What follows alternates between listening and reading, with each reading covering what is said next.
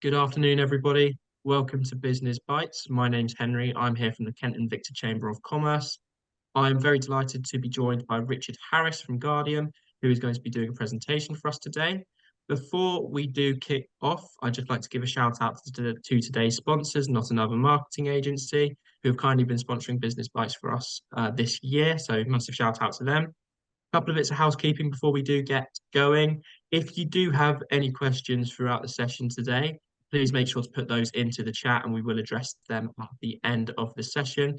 And please, could you also rename yourself with your full name and company name just so we can monitor who has attended. So I'm now going to pass you over to Richard, who is going to be talking about Martyn's Law. So Richard, over to you. Yeah, thanks, Henry. Morning, everybody. I said I was going to do that, Henry. So just to keep you on your toes, now it's actually afternoon. I thought I was going to do it. No, we said we'd do that at the beginning, so don't worry. Yeah, so afternoon, everybody.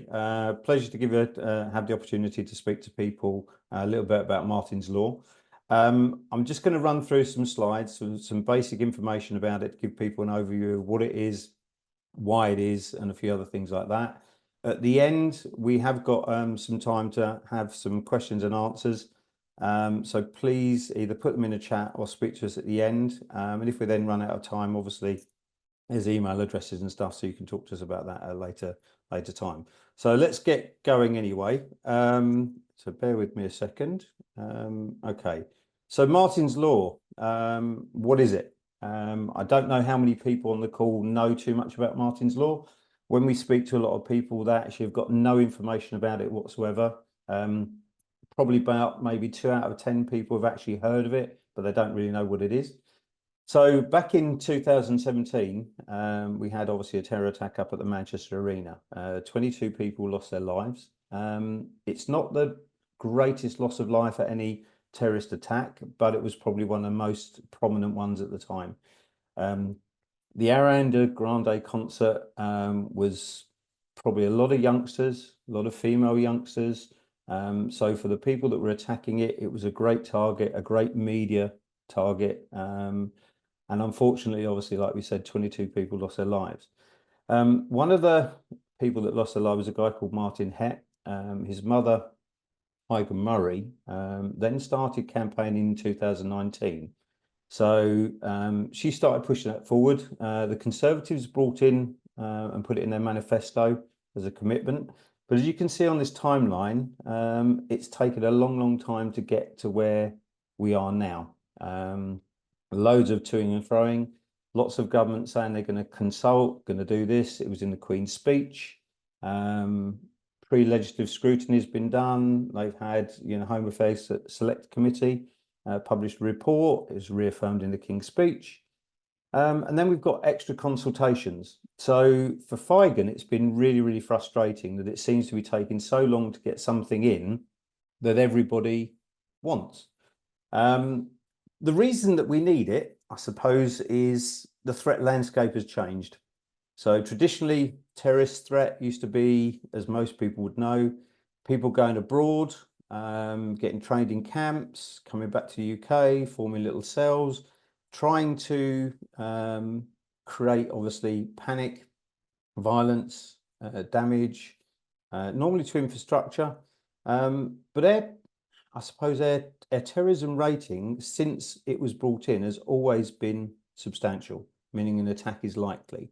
It's gone up a little bit when we've seen attacks, and it's only ever come back down to an attack is likely. So it's actually never been any lower than the orange that you can see on your screen. Terrorist attacks have targeted a wide range of things over the last few years. It's not just certain government bodies or government buildings or military. It's a wide variety of different places that are choosing to attack now. To explain a little bit more about how the threat has changed, like I said, it used to be very much a case of organised in camps abroad, well planned, rehearsed, involving numbers of people that grouped together, got bomb making equipment, etc. That was a lot easier for counter-terrorism policing to disrupt. Occasionally something would slip through the net, and we've seen that. But generally that was a lot easier to gather intelligence on, etc. There then became I can't remember the name of the guy off the top of my head, but one of the promoters for obviously terrorism decided to actually change tack, and they wanted people to just do whatever they can. So don't plan, don't do this, don't do that. Go and grab a kitchen knife, go out and start stabbing people, or get in the car and start driving into people. And this is where we've seen a significant change in the way that we have to deal with threat. As you've probably seen, if you're going to London, there's a lot of what they call hostile vehicle mitigation around. It's built into the infrastructure when they're building buildings, public open spaces, anywhere that the public goes to. And it makes it a lot harder for those types of things to actually be successful. But it doesn't stop an individual. And this is where the problem is. Young, vulnerable, mentally ill, disenfranchised, they're all now a major target. So one of the first threats, obviously, that we get, which is the most common one that people understand, is Islamist terrorism. Probably the most significant terrorist threat. And when it says by volume, it's the most incidents that have to be investigated en masse.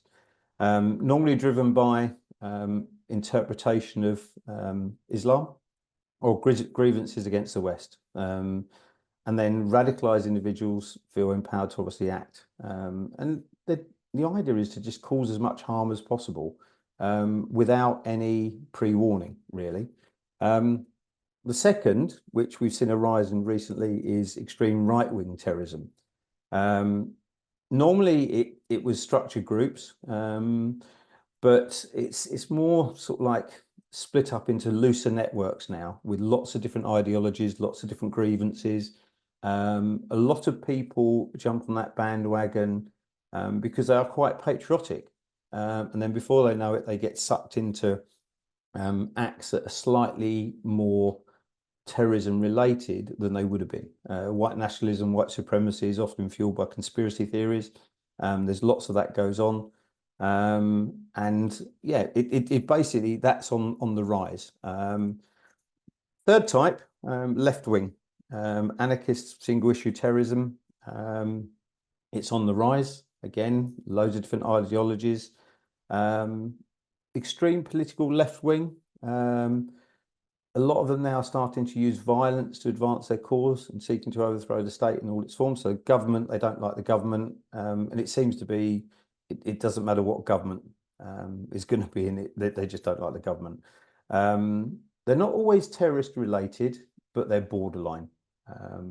Some of them could be seen as being terrorist in the old sense of the word, because it is creating terror or fear and all those sorts of things. But nowadays, terrorist tends to be slightly more extreme, if we're going to label it that. But it does and can escalate to more violent behaviour over a period of time, which is always a worry. The other one that we see is state-sponsored terrorism. The Cold War, I don't know if anybody's old enough to remember that, I can, but we used to have, obviously, all the threat used to come from Russia. Nowadays, there's a lot of intelligence to suggest that China and Russia, predominantly China, are using platforms such as TikTok to post fake stories, information designed to basically target the younger generations and create an issue where they feel that they can do whatever they want to do. Rises in shoplifting en masse, rises in, I suppose, certain types of videos playing over and over again about violence and stabbing people and all sorts of things like that you see all over the place. But the more worrying thing is that basically they only use TikTok as their source of news. They don't look at BBC, they don't look at ITV, they don't read the Daily Mail, they don't read the Sun, they don't read and cross-check any of their information. So what they see on TikTok, they believe. And that seems to be a problem. They're also involved in things like animal rights, climate activism, political ideology. All this sort of stuff is fueled by loads of posts on social media that are actually generated through state-sponsored activity. And this is something that is a bit of a trend.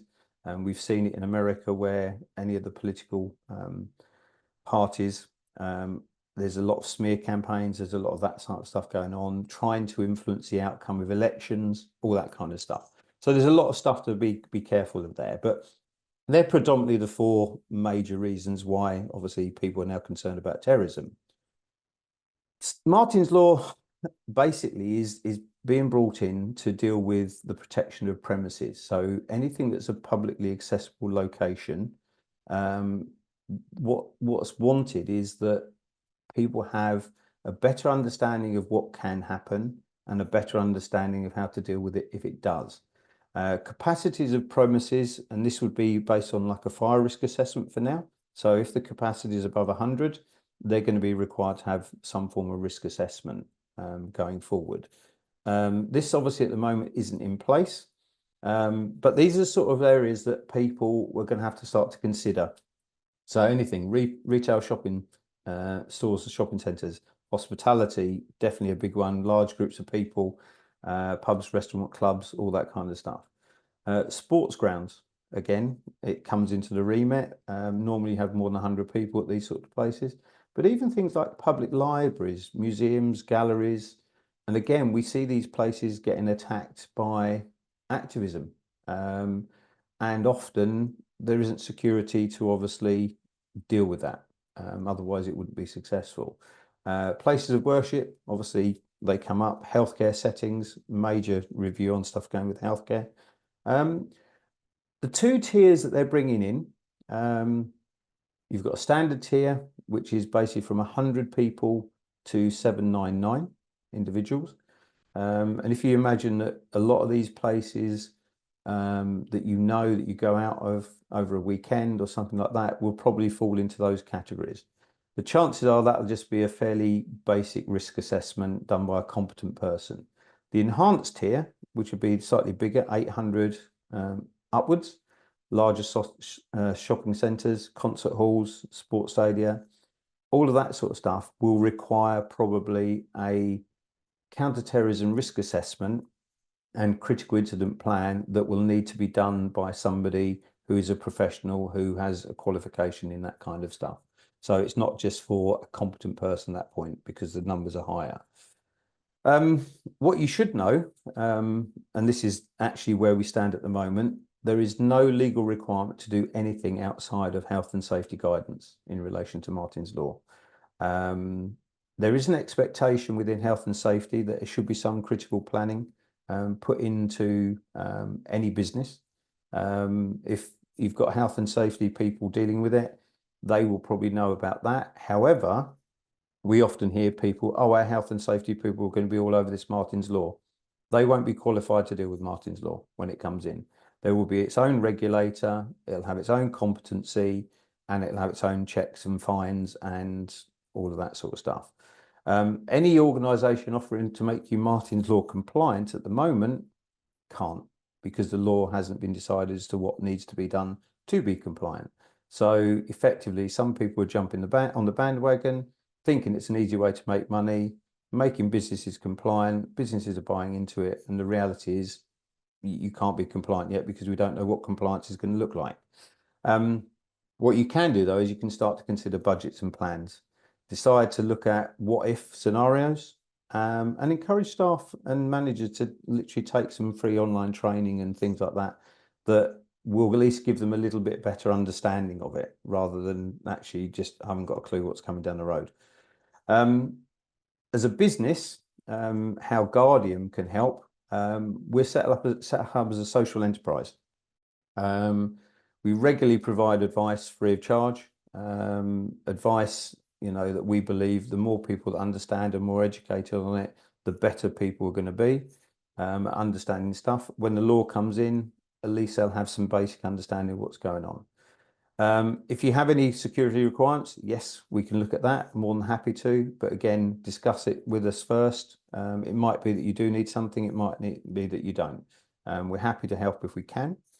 We're also looking for a number of different venues because we're planning on putting along on some scenario-based training sessions.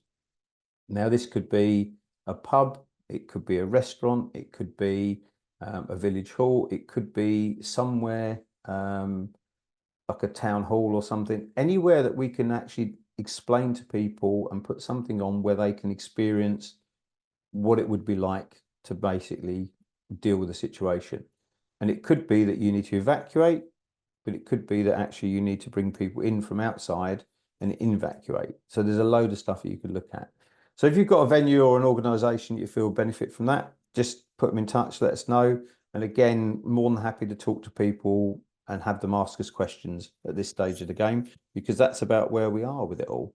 For me, I think, education is key. And what I'm going to do is I've got some Q&A we can do in a minute. If you need to email us on the email address that's on the screen, please do so. Ask any questions, reach out, Bill, if you want to know some more information. At the end, I've got a couple of slides at the end, which have got some details on for a couple of organisations that people can go and research up themselves. It's all free information, government website stuff. So you can actually have a look at that. And again, if you find some stuff on there and you want some clarity on it, again, just reach out to us and see what you want. So that's pretty much it. I could have gone into a lot of depth, but I don't necessarily think at this stage of the game that people need to be bombarded by loads. Just understand that Martyn's Law is happening because we've now got, I suppose, a potential change of government. It's probably going to be sitting there for a little while before it comes into play. The last consultation document has been analysed. We haven't got the results of that yet. They have appointed a regulator, but we haven't been told who that regulator is yet. So I think some things probably a few months after we get whatever government's in, this is when it will start to happen. The security industry are on board with it. Cross-party support is there. So it's not a case of it isn't going to happen. It is going to happen, and it's going to have a major effect on everybody because your employees could be under more scrutiny if basically a risk assessment says, do you know where you're getting your employees for? You can't pay them cash in hand. You can't do this. You can't do that. So let's open it up, and I'll let you deal with questions, Henry, and I'll try and answer them the best I can. Perfect, fantastic. Thank you very much, Richard. First of all, just wanted to, say thank you for that presentation. I've already seen a comment in the chat by Abby saying it was very informative, and I completely agree. Really good overview of what Martyn's Law is and how Thank we you. can prepare. James Cole, you had a quick question. Did you want to quickly unmute and ask away? Yeah, I mean, it wasn't so much a question as a suggestion when you were talking about looking for venues that a certain local borough council now owns a cinema. Oh, okay. They might be able to help you with it. Cinema would be great because it's got its own challenges as a venue, and that would be good. I mean, anything that we can do like that and then open it up to the wider audience and say, look, would you like to come along? Would you like to try something that's going to be beneficial? It gets that venue on the map a little bit as well, which I always think is a positive. And it shows that they're quite community focused, which I think is always a win. Yeah. But yeah, anybody that's got that'd be useful. I mean, anything you've got like that, James, just let us know. That'd be appreciated. Thank you. I'll pop you a line later. Thank you very much. Cheers. Perfect. I mean, I had a quick question. I don't know if you kind of began to answer this towards the end, but I wasn't 100% sure. Do you have a rough timeline for when Martyn's Law will be put in place officially, or is there any indication of when that will be? No, there isn't. As you saw probably on the timescale that I put at the beginning, Figen and the team are getting very, very frustrated. They met with Rishi Sunak, and it was promised that this would happen before basically Parliament broke for the summer.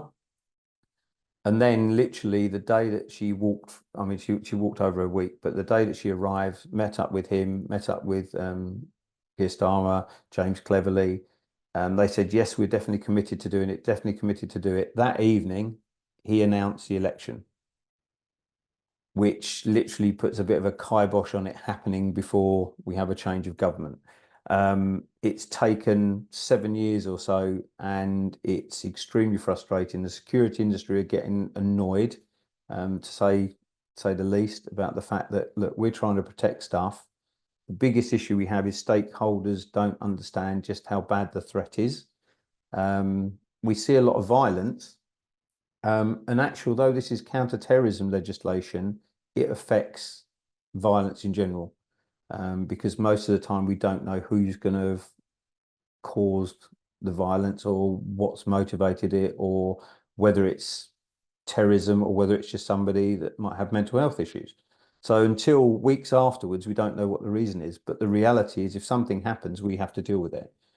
Security on the front line, we get trained up more.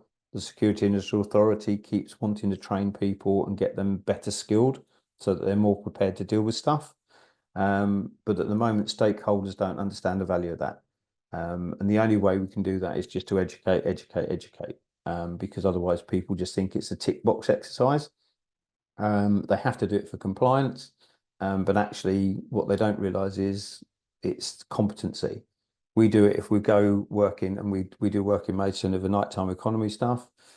Yeah, sometimes we've got a police present, sometimes we haven't. If there's no police present, who's going to deal with it when something happens? Well, security are going to be expected to deal with it.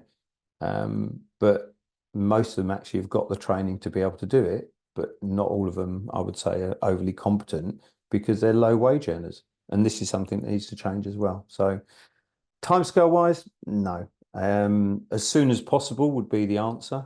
They're going to keep pushing it. And as soon as a new government gets in, I can imagine they'd be banging the doors down to try and get it done, because the promises have been made. It was in the Queen's speech. It was in the King's speech. The consultations have all been done now. It just needs to happen. So yeah, hopefully soon, really. Not to that, Henry. Perfect. We do have a question from Musa. Before I get into that, though, Virginia has just put a message to me directly saying that she's the Tennyson Business and Tourism Officer. So is happy for the town council, that is. So is happy to discuss some potential venues as well. So I'll let Yeah, you no, two that'd be kind of great. No, touch that'd be base into great. next Thank you. Yeah, I mean, the more afterwards. we can do, the more we can do to just promote stuff in the town, we're more than happy to. Yeah. Perfect. And Musa, would you like to unmute and ask your question? Yeah, thank you very much, Richard. That was very informative. Like Abby said, just a quick one just for the businesses that are with us here. The question I'd like to ask is, what do you think businesses should do to make sure that their premises are safe, and more importantly, that their staff are compliant and competent? I know you mentioned about e-learning and kind of online learning that they could do. Is there anything else that you can add on to kind of advice to give out to businesses so that they can make sure that their staff are competent, especially when it comes to, God forbid, a terrorist attack at their venue or anything as such to go ahead? Yeah, I mean, I think I'll put the next slide up in a second anyway, because it's got some details on it. So what I would say is the National Business Crime Centre has a lot of guidance on it. The Protect UK site also has a lot of guidance on it. So there's things called ACT awareness, which anybody can do. It's free. You just go on it, and it will give you information about what you could do to actually deal with something. It's all good information. There's also a thing now that they've just launched called Act in a Box. So premises can actually go onto that and go through a potential scenario online and get at least a feel for what might be happening if there was an incident. I think the key for me is first aid, if I'm honest. Many businesses have a requirement to have a first aider on site. Many businesses don't often have a first aider on site because they're off on holiday or off this or off that. I would say that first aid now needs to be at a slightly better level. So it's got critical incident first aid. People need to know how to use a bleed kit. They need to know how to use a tourniquet. They need to know how to use a defibrillator. I think that's the first thing I would say, at least so that a lot of people know that. There is some free training and advice you can get on that. We were lucky enough with the Chamber a little while ago to do something down at the air ambulance. The guy did a presentation on using a defib. You're not certificated, but most people there now have an understanding of what to do, and you don't need to do much. You need to get it out, plug it onto the person where it says to do it, and just listen to the instructions. But I think if people have never experienced anything like that, there's a fear that, what if I do this and something goes wrong? So actually, they need to actually realise that actually somebody would rather you try and save their life than not. So don't worry about that. Premises wise, have a look around and just imagine if somebody walked through the front door brandishing a weapon, what would you do? Where would you go? How would you hide?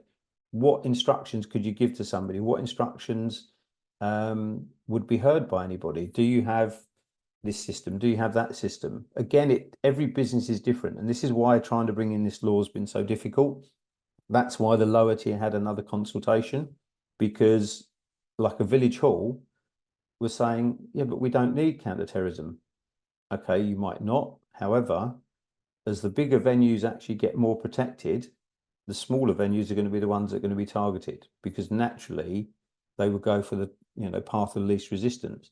And it might not be that it's obviously a terrorism incident. It could be that you could have, okay, for want of a better word, you could have a wedding that goes completely out of control, erupts in violence. There's no security there. What's going to do? Where are they going to put people? How are they going to evacuate them?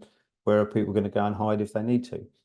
There's a wealth of information out there that we'll try and push out. So if people just reach out to us, we'll let them know where they can go looking for stuff. But just ask. If you're not sure and you've got a premises and you fancy doing us a coffee, we'll come and have a look. I like chatting. Most of our guys like chatting, to be fair, but it's all experience for us as well. The more different places we see, the more information we can then pass on to other people as to how they can deal with stuff. So yeah, anybody just ask away. But I'd say first aid is the biggest one for me, for people to think about, because even if you don't have a particular plan, if something happens out on the street, if you can help somebody in that first sort of first few minutes before paramedics get there, then that's the most important thing, I think, for me. Perfect. And I think we've got time for one more quick point. Leah from Kent Fire and Rescue Service, you put something in the chat. Did you want to open up and ask a question as well? Yeah, hello. Thank Oh, yeah. you, Richard.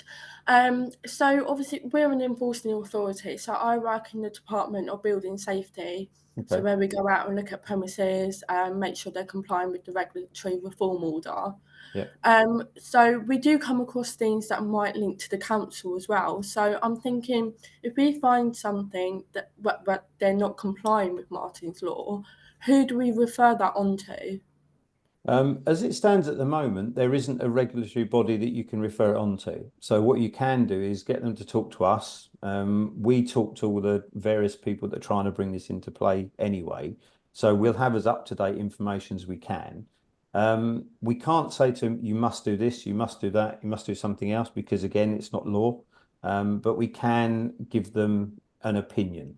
Bearing in mind, it is just that, it's an opinion. It's based on the experience we've got and the knowledge and the information we get.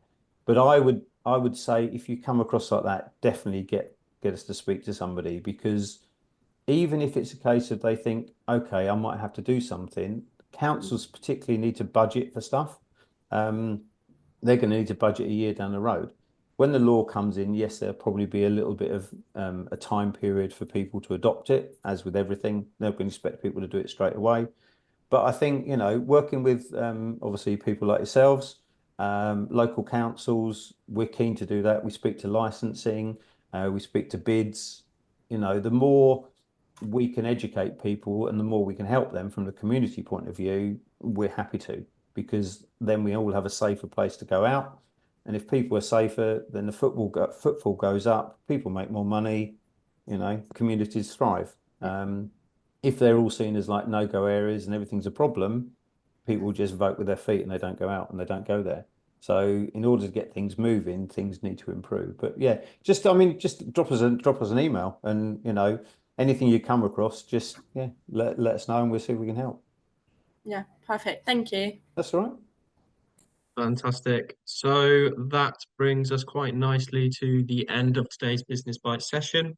Firstly, I'd just like to thank all of you that came along today and Thank you. part in such a great conversation at the end. I thought it was really engaging.